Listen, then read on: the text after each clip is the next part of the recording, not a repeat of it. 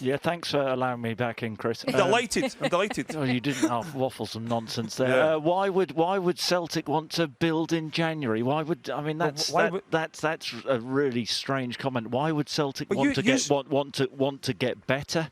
Kris, Brendan Rodgers is basically saying this squad isn't good enough. He said the same in the summer, so why did he not do it in the summer? And do you know what? You make a very valid point, and that was the biggest issue in terms of Champions League football. Celtic weren't ready, and you're spot on there. But he's now saying we're not. We weren't ready, but we need to build, and that's why they're going to try and Chris, bring players in January. You knew in April when you'd won the league, you were straight in the Champions League. Yes, so why do you not strengthen then? It's the same all the time. It's easy to say, "Oh, we'll strengthen. We'll go and bring in players." Once we're out. But you look at Celtic and they've went down this young market, and it's worked for them. But you can't, in terms of bringing players in and being able to shift them on for big money, it has worked. By the way, there's a lot they've got wrong as well. But you can't have it both ways. You can't look and say, "Oh, we've got a healthy balance sheet in terms of the money we've got in the bank," and then moan because you're not getting it on the pitch as well. There's a happy medium. This is comedy gold. Let's not make excuses for Celtic in the Champions League. They've had a few injuries, but Jota missed a couple of games last season. Who was you could argue the main player for them. So that's no excuse. We're seeing Copenhagen, a team you would put on par with Celtic in terms of finance, who are competing in the Champions League. So what's the difference then between Copenhagen and Celtic? Well, should we say? the same players in the summer. Look, and level of performance. Let's not make out this as a great Lazio team. It's a bang average Lazio team. Atletico Madrid have their strengths and fine order. What do you think that Lazio's team's saying about Celtic? Well, exactly the same, probably, Kris. But the point Kris makes about Celtic basically not needing to sign players in January was utterly ridiculous. I mean, of course Celtic are going to sign players if Brendan Rodgers feels that they're not at the level. They need to build again. That's an admission, actually, that they got things wrong in the summer. I think people forget that they did spend a fortune in the summer as well. But they're holding their hands up and saying we got that wrong. Or Brendan is saying, well, I've not seen you criticise it though. Okay. Well, hang on a minute. I've just criticised it for the last 3 or 4 minutes. You're talking absolute nonsense. Right. It's an amazing concept that you don't understand, that a manager wants to sign players in January to get better, after signing for the team to progress. Right, yes, but that was then. That was the past. And that's Chris Sutton telling Kris Boyd exactly what he thinks about him, and the fact that Kris Boyd doesn't know that when a manager wants to improve, he would do it in January. Amazing. It was good to see yesterday that the manager, Brendan Rodgers, the Celtic manager, Brendan Rodgers, wasn't happy with the way that the team played in the first half. And let's face it, none of us were happy the way they played at the first half. With goals coming from Callum McGregor, cracking goal from McGregor, a cracking, even better one from Matt O'Riley, and James Forrest comes in at the end with a goal. James Forrest coming off the bench to score again. After the match, Brendan Rodgers revealed that it's the angriest he's ever been at his time as a manager. He says that as a professional, you never want to be calling out people, but he was still angry after the game yesterday. Callum McGregor admits that the effects of the fury will last a while in the dressing room. That's an interesting one from Callum McGregor, because he obviously never had that fury the last time that he was at Celtic, because they were all conquering. Clearly Rodgers has been left, he was left annoyed. You could see it after the game yesterday, which was good to see. Brendan Rodgers went on to say, he says, we have taken it on the chin. We deserve that.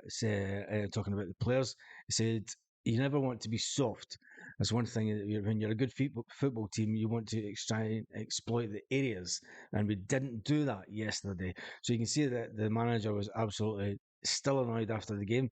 Brendan Rodgers' words hit home in the dressing room, says Callum McGregor. There'll be an undoubtedly effect because the team were different in the second half. Celtic went on to have a little goal scoring run the second half. It was like watching a game of two halves, because it was a completely different team from, it wasn't even the team, it was just a different performance to the first half. One of the interesting things that came out of the game yesterday, after the game yesterday, that it's been alleged, that I've not seen too much talking about this, but Joe Hart has been told by Brendan Rodgers that Celtic are currently not looking for a new goalkeeper in January. Come on, surely they're looking for a new goalkeeper. They know that Joe Hart is out of contract in the summer, but Brendan Rodgers wants to get outfield players. When you look at Andre Lunin and Dominic Lajkovic, two players that we were linked with last summer, people thought that we might go in, but maybe it's the wrong time of season to go back for Andre Lunin. But Celtic do need a goalkeeper. The big man is out of contract, and I thought he should have dominated his box a bit better rather than falling on his jacksie for the goal.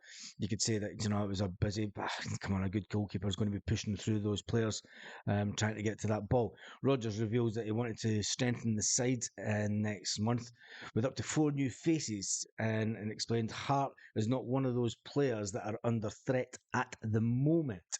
His position between the sticks is a big concern for a lot of Celtic fans when you look at it. I mean, he is a good goalkeeper, but he does a lot of wrong. He's at his age and his experience, he should be, as far as I'm concerned, doing a lot better between the sticks. I will say about Joe Hart is he did make a cracking save in injury time before we scored the third, which was important for us. Even big Kris Sutton said, when you look at the game yesterday, he said, when you look at it, was 2 of the best strikes that you will ever see from Callum McGregor and Matt O'Riley. He said that Mikey Johnston came on to make a good impact, which was fantastic for him. Will he get that new contract that he desperately wants at Celtic, or is he another one that you should think it should be out the door? It was interesting to see that Big O come on, and he made a good impact as well. It's a great response after the first, let's face it, his first hour from Celtic was absolutely terrible as in terms of football. But there's still a long way to go in the season. We're not even at the halfway point. We are still top of the league. Games will come thick and fast this month. A lot of games they're going to get ready for the game on Wednesday night, so there's no time to dwell about this game. Obviously, the manager will have them in training today, and they'll have them looking at the game, and I'm sure he'll sit down with the whole team and they'll watch that first half, and he will go through them like nothing else, because he'll still be absolutely raging from the weekend.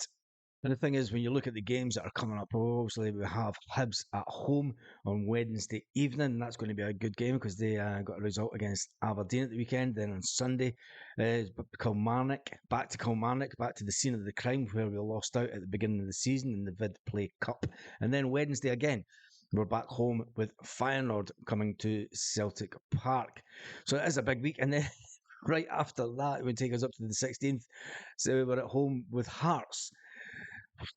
It is an important month. It's a month where it's going to be a struggle. If we play like we did the first half, it's going to be a complete struggle to get maximum points through this month. It is a bit of a worry, but hopefully the manager has done enough at the weekend to make sure that the players got the fright that they needed. When you look at it, the Sevco have a game in hand. The Rangers do have a game in hand, but they are trailing us at the moment with 8 points. Even if they win that game in hand, we've still got plenty of room for manoeuvre over the month, but we don't really want to do that. We want to make sure that we go into the end of the month with the game against them on maximum points. You join me for the Celtic chat tonight, the One Celtic Fans View live, 6 p.m. Celtic Park time, and that'll have a fantastic day. Try and have a fantastic day. Hope it's not snowing where you are. I shall see you this evening.